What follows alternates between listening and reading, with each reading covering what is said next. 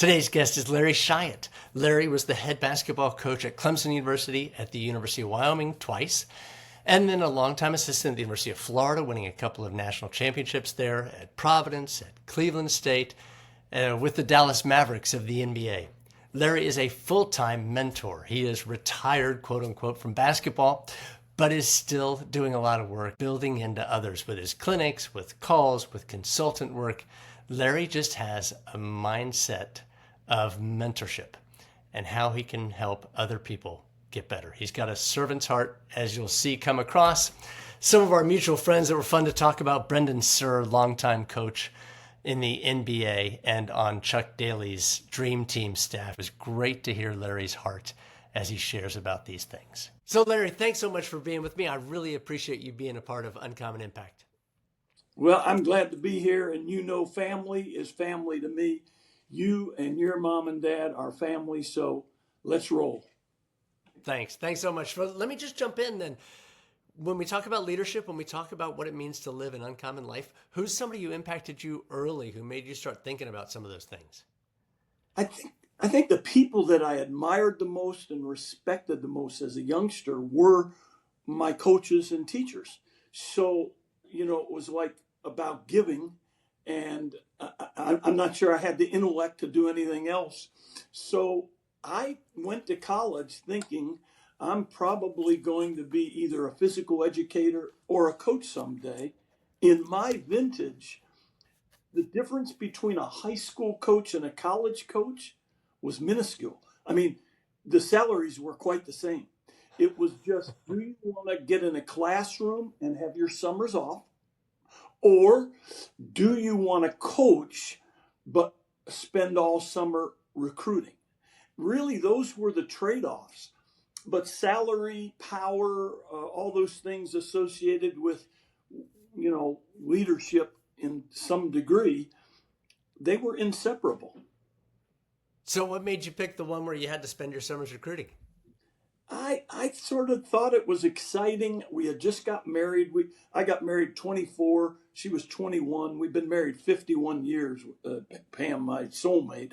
And, we both were just excited. We'd never been west of Ohio. We took a GA job at the University of Utah, and we took our dog and a Volkswagen Rabbit, and there we were. Wow. So those are the early days. Let me jump ahead a little bit to when I heard a stat the other day that I think just kind of encapsulates who you are, that you have been an assistant for 3 coaches who were either in the Naismith Hall of Fame or are about to be, and that all of them were younger than you. Right. So one, that speaks to some level of humility, right? That I think on your behalf, that you're willing to, on their behalf for hiring, but on your behalf for being around somebody who's younger. Sometimes people chafe when they've got a young leader. What was that like for you? It's a unique question, a unique situation. I don't think there's ever been a basketball coach at any level that has that situation where, Rick Barnes, Billy Donovan, Rick Carlisle, all will be in the Hall of Fame. And I actually was older than all of them serving as an assistant. I never felt like I worked for any of those 3. I always felt like I was serving Clemson or Providence or Florida or the Dallas Mavericks. And I think that's what separates you. You have to have a servant's mentality. All these books about leadership are great. All these seminars are wonderful. I talk to Brendan all the time and Coach Donovan about them. It's just not me. I feel like followers are far more relevant and far more important than leaders. Some of the worst people in the history of the world were leaders, maybe with greatness, because of the amount of people who followed and maybe shouldn't have. Because we know right from wrong. We really do. Mm-hmm. And without getting political, religious, or otherwise, I find it more fascinating that many people can't plant their feet, take a stand when they know they should. All right, so let's just let's drill in on that just a tad. So you've got, Rick Carlisle or Billy, any one of those 3. do you remember in a time or an example or something where they're like, hey, Larry, we're going to do X, and saying that to the staff, and you say, thinking, okay, if I'm going to be a great follower, I have to stop them from going down that path. Would you have pulled them aside? Would you have said, hey, no, this needs to be a public conversation? How would you, as a great follower, how would you do that? Well, when asked to do something that was completely immoral or against the rules in those Yeah. days, which we have no rules now in Right. college. Right. But Well, even if you're assuming they're like installing a defense, and you're like, okay, that's totally the wrong thing to do here, or something, well, that's part of coaching. Like Yeah. if you don't have people around you who are willing, again, to take a stand, to politely, especially when the door's closed, to say, hey, look, let's look at this. Why don't we try this? I mean, you have to have that. If you have a bunch of people around you who only say, yes, yes, Coach, yes, Rick, yes, Billy, yes, oh, that's wonderful. I don't know how you're growing. I don't think that's part of it. So it's important. But when it's a major issue, morality, right from wrong, hurting others, hurting other groups, language that is just not protected. Those are things that always have bothered me, continue to bother me. And that's why I always tell Brendan and Billy, I admire you going to these seminars. It's great. But look, Saddam Hussein, Adolf Hitler, I can keep naming people who were fantastic leaders if you just qualify by the amount of people who followed them. My concern is why? Why did they do that? If they knew they were doing wrong and hurting others, why would you hurt other people for the sake of a belief you have, a religion you have, a political structure that you believe in? Why would you still hurt other people? If it was that important, if it was that wonderful, why wouldn't it be an opportunity for everyone? Yeah. Love the thought about the great followers and what it takes to do that, and that really captures so much of your spirit as well. Was there anything that those three did, Barnes, Donovan, Carlisle, where you were like, hey, there? One of the things that fascinates me is how many different ways there are to win, or how many different ways there are to be successful, whether it's business or whatever. Things that they were dramatically different about. Anything that comes to mind as far as, there's just different ways to get there. Well, let's talk similarities first. All Okay. three of those guys have an unbelievable inquisitive mind. They're constantly asking questions with the people around them. I thought that was fascinating. I'd never been around somebody, and in all three cases, they were consumed with finding out more of everything. I thought that was fascinating. Now, differently, I'll tell you what, three people couldn't drastically be more different teaching basketball.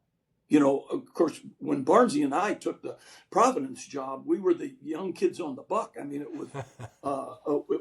was John Thompson, it was Rolly Massimino, it was Louis Carnesecca, Jim Calhoun. I mean, all these power brokers for years had done it, and here we were, the new kids on the block, and we were gonna fight everybody every day for everything.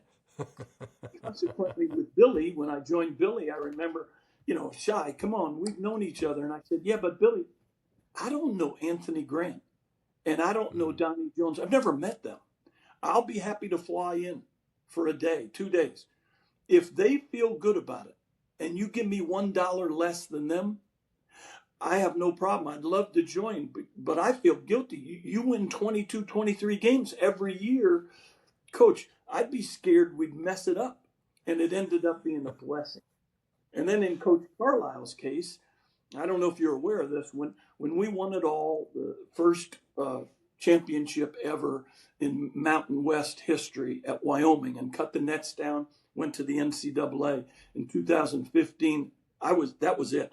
I had a 5-year contract worth a lot of money. And I just said, Pam, I got black circles under my eyes. I'm exhausted. And for an older coach, it's like the beer commercial. It just doesn't get any better than this. We had 5 years. They all graduated. We cut the nets down. Larry Nance was drafted in the first round. I'm out. And I think I can pull this off. The AD was a friend. I said, look, I'll give this back. And 5 years. You got to hire one of my assistants. I know I'm no idiot. I know you probably pay them half of what you paid me, but in the end, they get stability.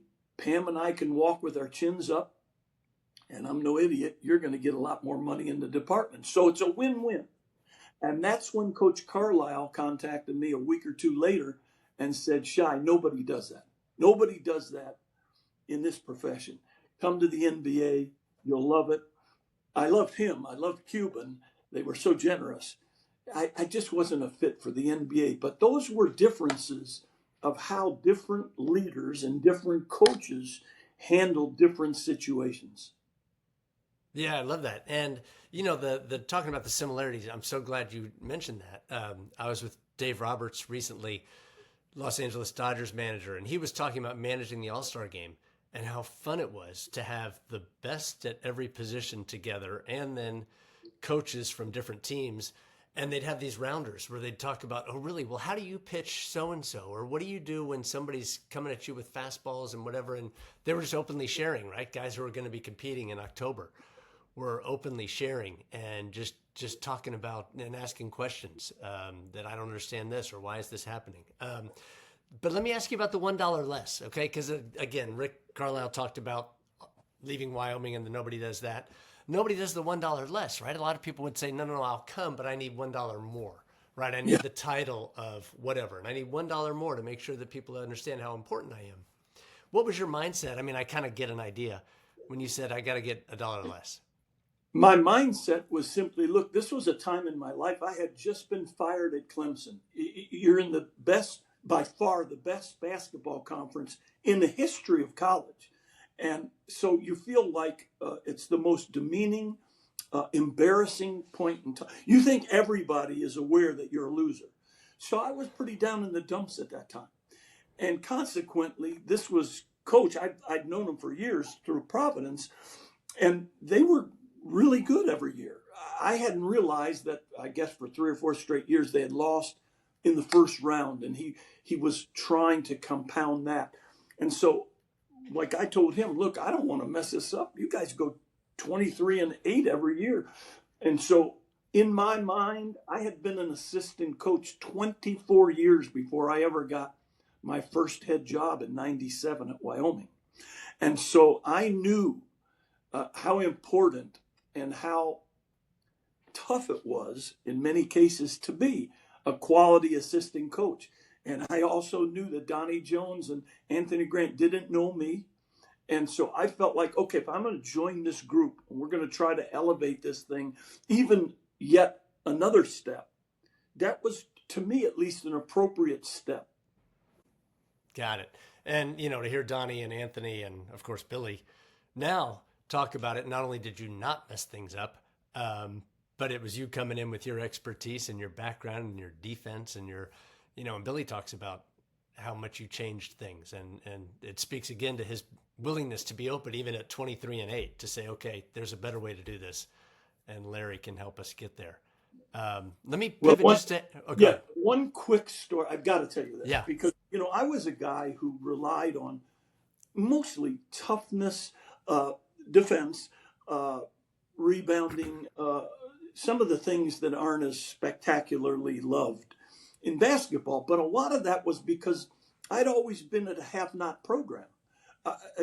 Cleveland State, New Mexico, Providence, Clemson. These were all, the have-nots in the basketball world. Here I'm coming to Florida, and I don't have to tell you what Gainesville can offer, both football, basketball, and more. Mm-hmm. So this was a first for me, and that made it a little different. I remember one of the first practices, and Billy loved to go up and down. Billy Ball. Yeah, Billy Ball sounds cool if you got the talent that Billy Ball had. And they're going back and forth. I mean, I got a neck ache at half court from watching this. I said, I'm going to go down at one end and just keep watching the D.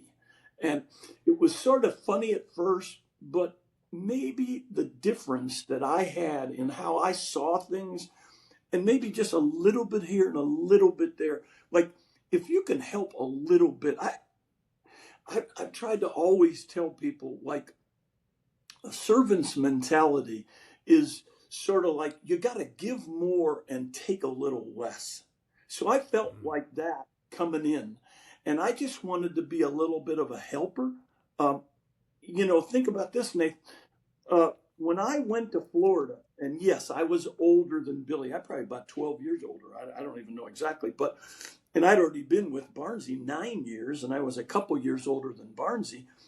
And that was not in vogue. If you look at the top 75 to 80 programs in men's basketball now, almost every single one has an old fart like me, for a variety of different reasons.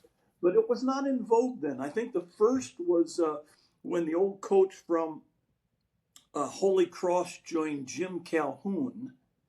And then I think I was next in 2004 to join Florida. But now it's pretty much a regular on everybody's staff for a lot of different reasons. Yeah. Well, it always, I never thought about it, honestly. And I remember looking at you and thinking that makes so much sense. And now you look at kind of so many times we've got young, great talents that come in. And I think, boy, it would be great to pair them with somebody who has seen a little more of life and a little more of whatever it may be, right? Whether it's basketball or the corporate world or whatever it is. But somebody who can bring a little expertise as you did. So let me ask you then, let me just kind of pivot to your current mentoring. And so I don't know how long ago it was that you started the clinic at Florida, right? It's no cost to attend, just get yourself to Gainesville. And now it's in Charlotte. But just your way of giving back. And it's this total openness of folks who are going to compete against each other. And you've got NBA, college, high school assistants, head coaches, whatever, just in this open sharing setting. What made you think to do that in the first place? Well, let me give you a little history. This is the 39th year, except for 2 years. 39 years. Yeah. Wow. Okay. And so this thing started because of a group who I call the originals. There was a group of 8 head coaches way back in the 80s that used to meet at the Atlanta Airport Marriott, which still exists, by the way, every August. Bobby Hussey, Glenn Wilkes, Gary Colson, Bill Foster, George Raveling, Murray Arnold, and there's still 2 of them still alive, Del Harris and Sonny Smith. And they would come in the name of sharing and preparing, and they would talk about these different things that we talk about often, and then they'd go back, punch it into their program, and see what fit. So they told us, we actually were young assistants at one time, and in the late 80s, a group of, Dave Odom, Seth Greenberg, myself, the late Ricky Birdsong, Kevin O'Neill, to name a few, and we got together, Jeff Van Gundy, and we got together, and they said, do the same thing, meet at we did it at school, so 1 year at Arizona, 1 year at Providence, we're the host. Okay. A group of maybe 12 guys from different parts of the country. And can you become a better assistant or better prepare your head coach or better prepare your team as an assistant coach? So it grew, but like everything else, we got tired of each other. Some of us became head coaches. Some of us got fired. We got families. Shyatt happens. It changed. So now, some of it. Now I joined Billy. It's 2004. We've done it for years. And I tell Billy and Jeremy Foley, one of my great mentors of my whole life, about this. And Jeremy jumps in and says, I think it's a great idea. Let's do it. Let's do it bigger. So at that point, as an older coach, I felt like, okay, we need a change. This isn't just about us preparing us. We're on the back end of this thing. Let's get as many as we could. We could only fit 100 in that women's club. So there was a limit to how many we could invite. I sent invites out every year. And so let's see if we can help as many young coaches, black, white, old, young, women. Let's make it look like our country is supposed to look. And let's put this clinic together. And so we did that at Florida. We must have done it 17, 18 straight years. Yeah. And then, you know, I'm getting a little older. My two boys wanted to be part of it and carry it on when I'm not around. And Charlotte made more sense. Mike Hill, one of our dearest friends from Florida, was the AD. So we moved it to Charlotte. We had over 200. We're going to have over 250 next week. And it's grown. It's a combination of college coaches, NBA coaches. We're not allowed to have high school coaches because of the recruiting rules. Okay. And so we'll probably have about 150 college coaches and 80 to 100 NBA assorted personnel. We've got a great lineup. It keeps me connected to the game. Billis asked me the other day, he says, Shy, how are you getting these guys? You had Izzo, Golden, Pope, Underwood, all these guys last year. This year you got Calipari, Billy Donovan, Schertz, Brad Brownell, Jay Lucas, Billis. And he says, how are you getting these guys? I said, I got to be honest. I think I'm getting so old, they feel sorry for me, so they just say yes. That's fantastic. Well, thanks for that history. And that totally makes sense. Because one of the things that, you know, I'd sit there and watch, and I don't know any of the basketball, right? But there's so many other principles that come out. Like, for instance, I remember one of y'all was doing a rebounding drill or something with, you know, you got the lid on the basket so the ball can't go through. And talking about how you were going to run the drill until the defense got the ball 3 times in a row or whatever it was. And the drill would never end. And I thought, oh, that's so great, whether it's corporate America or whatever, this idea of incentivizing what we have, that it's not that, hey, guys, rebounding is important. Guys, rebounding is so critical that we're going to run the drill. It's going to be our whole practice if the defense can't figure out how to get the rebound. And so it'll be all our time. And I thought, you know, so principles like that. But here's one of the things that just I loved. You finished, it's probably 10 years ago, and whoever the speaker was before lunch finished like 10 minutes early.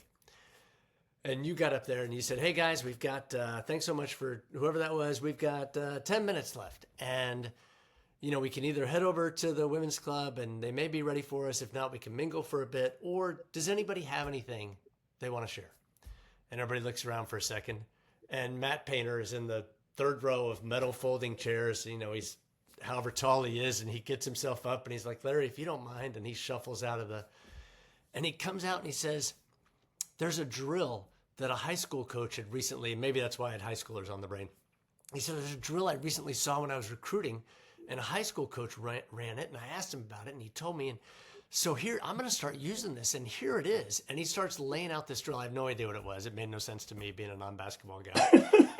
But he's laying it out, and I'm sitting there looking around going, there's other Big Ten coaches in the room. There's other guys he's going to be playing in March and April. And he's just going, hey, here's a great drill. You guys want it? Take it. Use it if you think it can be helpful. And it just totally captured for me that whole spirit of why you and Fran Fraschilla and others just do this every year and are like, hey, if there's something you can learn from things I've done or things I've run across, take it. I just love that spirit. Sharing can help preparing. I won't mention the coach's name. There's a Hall of Fame coach. I've been trying to get to this clinic forever. Not interested.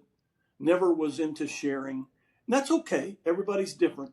But to be perfectly honest, the people who love the game, those are the people I'm most impressed with, and I want most of all to come to this clinic. I talk about it all the time. Like the people who care the most about you, the people who love you the most, if you think about it, they tell you things you don't want to hear, and they make you do things you don't want to do. Those are really the people who love you the most. And that is a broader spectrum of how you should be speaking to and reacting with your own team. Because kids are pretty smart. They can see through a lot. And I'll give you one small illustration. You know, most programs have self-improvement like go to Ronald McDonald's together or go to a soup kitchen and serve. And, they do things together. And we talked about it for years. And I said, hey, guys, like, you can't just have that for your guys, your team. What are you saying? You could be a better person. The head coach and his family got to be there. All the assistants have to be there. They're not dummies. They see, is this good for you? If something's good for you, if something's really genuine, then it's good for them. And I believe in my heart that it's not an analytics. It's not a play, but people's caring and people's trust and love of one another sometimes is more important than what you scribble in that football play or what you scribble on that clipboard at a timeout. As an older coach, and I was 60 by the time I went back, I never was going to be a head coach again, but I did it because of what I had learned at Florida. And when I went back to Wyoming, like Jeremy, my son, was my assistant, he would say, Pops, you have nothing in common with these guys anymore. You're 60. They're like 18, 19. If they don't fall in love with either who you are or how you do what you do, you have no chance. So that sort of lit a bell. Like, there would be a timeout at least once a game where I'd come back to the huddle and say, okay, guys, the way I see it, we got two pretty good choices here in the next couple possessions. We can do boom or boom. I'd say, Larry, Josh, pick one. Because I really felt like if they took ownership, it would be more strong than anything I would tell them to do. And I think more young coaches, it's hard to give that up, but it's sort of like a young coach hiring an older head coach. I think it was something that was important that gave them, they had more to bite off those next two possessions because it was in their hands. Wow. No, that's fantastic, that idea of ownership. And wow, I love that. So thank you. So let me just, you've been so gracious with your time, and as always, right? I mean, that's just kind of been the watchword of I'm you retired now, unless somebody out there is going to hire my ass and bring me in there, although I can't leave Pam too often, so it would have to be on a consulting basis. Okay. All right. Well, let me just ask you this then, because I think to some extent, I already know the answer, but what does it mean to you, this idea of impact and uncommon impact? And as you move forward in whatever stages, you're at here with your consultancy or you're not leaving the house too often, what does it look like beyond even the clinics? I mean, what does that look like, an uncommon impact as you move forward? I think a lot of guys that coached in my generation share the same guilt. I didn't do it out of lack of love and care, but the time away from family for 45 years of coaching was immense. And even when you were visibly with maybe your three boys, in my case, your mind was somewhere else on some 16-year-old junior. So that guilt followed me. And that's why, although, I don't have to tell you, Pam wasn't the happiest cat in the world when I gave away what I gave away with 5 years left on a contract. But I tried to tell her inside, I felt like, okay, it's time. It's time I gave this girl and these three guys and now 5 grandkids, like, more important time. Do I still want to be part of the basketball world? Yes. Would I still consider a consultant here and there if it fit? Yes. But what I missed, or maybe what they missed, I couldn't get it back, but I sure could do something about it during these years. And that's what we've tried to do the last 6 years. That's great. And, you and Fran did a powerful session couple of years ago where you talked about some of those things, some of the things where you as a young coach, now you get a little older and you look back and you think, some of the trade-offs, some of the things I thought were no-brainers really should have been a brainer. I should have been thinking about that a little harder because I missed some things I didn't have to. Well, thanks. I appreciate that. I appreciate you taking the time, and I appreciate all that you do for others and for including me and my family and so many of these things. So thanks so much. You got it. Please, a special shout out to that smile, Linda. I know she's fighting and she'll keep fighting, right? Thanks. Yes, absolutely. Thanks so much, Coach. I appreciate it. You got it. Take care.